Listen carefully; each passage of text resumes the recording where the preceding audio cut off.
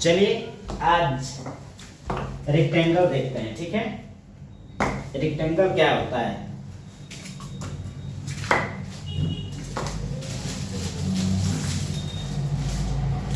Rectangle मतलब आयत।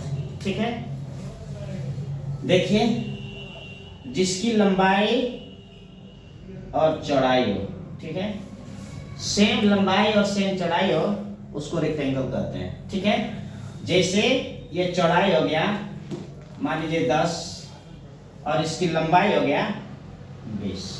ठीक है, तो एक आयत का क्षेत्रफल होता है, एक फार्मूला होता है, आयत का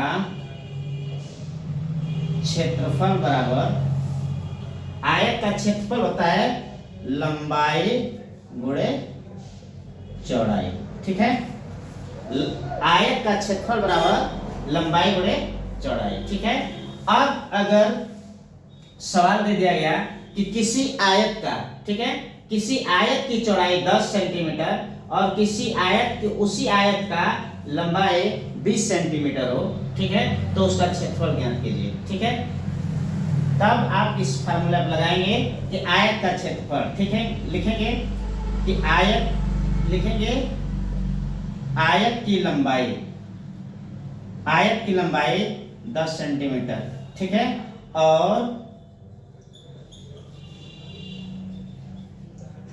आयत की चौड़ाई, आयत की चौड़ाई, सॉरी लंबाई 20 सेंटीमीटर है। ठीक है, लंबाई कितना है? 20 सेंटीमीटर और आयत की चौड़ाई 10 सेंटीमीटर। ठीक है, 10 सेंटीमीटर। ठीक है, इसलिए आयत का क्षेत्रफल,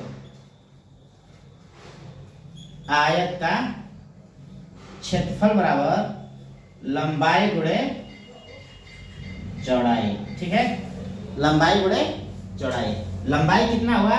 20 सेंटीमीटर और चौड़ाई कितना हुआ? 10 सेंटीमीटर, बराबर हो जाएगा 200 सेंटीमीटर, 200 सेंटीमीटर। ये आपका आयत का क्षेत्रफल आ गया। ठीक है, लेकिन अगर वही पूछ दे कि आयत का परिमाप क्या होता है, ठीक है, आयत का परिमाप, तो वो फार्मूला होता है आयत का परिमाप बराबर दो लंबाई धन 2 चौड़ाई। ठीक है, अर्थात 2 कॉमन ले लेंगे आएगा लंबाई धन चौड़ाई।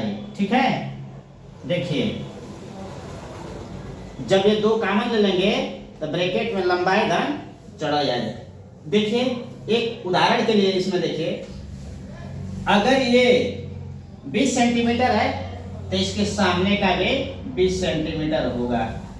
ठीक है, अगर ये 10 सेंटीमीटर है तो ये भी 10 सेंटीमीटर होगा। तो परिमाप, परिमाप का मतलब जो बाहरी माप। ठीक है, जैसे यहाँ आपने एक कोई भी चीज का खूंटा लगा दिया, कोई भी चीज का यहाँ एक खूंटा लगा दिया, यहाँ एक खूंटा लगा दिया और यहाँ एक खूंटा लगा दिया। ठीक है, अगर बाहरी माप मापते हैं एक रस्सी के द्वारा, ठीक है, तो मान के चलिए ये रस्सी अगर लेके जाते हैं तो यहाँ लेके आएंगे, फिर यहाँ लेके आएंगे, फिर यहाँ लेके आएंगे, फिर यहाँ लेके आएंगे। ठीक है, तो ये बाहरी माप हो गया, मतलब 20 सेंटीमीटर जो एक दूसरी लंबाई हो गया, 20 सेंटीमीटर एक लंबाई और दूसरी 20 सेंटीमीटर। ठीक है, और ये भी चौड़ाई इसका 10 सेंटीमीटर इधर और ये 10 सेंटीमीटर इधर। ठीक है, तो 2 लंबाई हुआ और 2 चौड़ाई हुआ। ठीक है, इसी तरह से आयत का परिमाप निकालेंगे। ठीक है, तो यही फार्मूला रख लीजिए, 2 लिख देंगे और यहाँ लंबाई कितना है? 20 है और चौड़ाई कितना है? 10 है, इसका गुणा कर दीजिए। ठीक है, 2 का, तो जब मल्टीप्लाई करेंगे तो क्या होगा?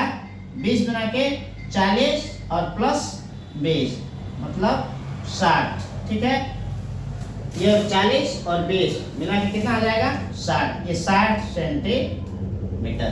ठीक है, तो ये आयत का परिमाप हो गया और ये आयत का क्षेत्रफल हो गया।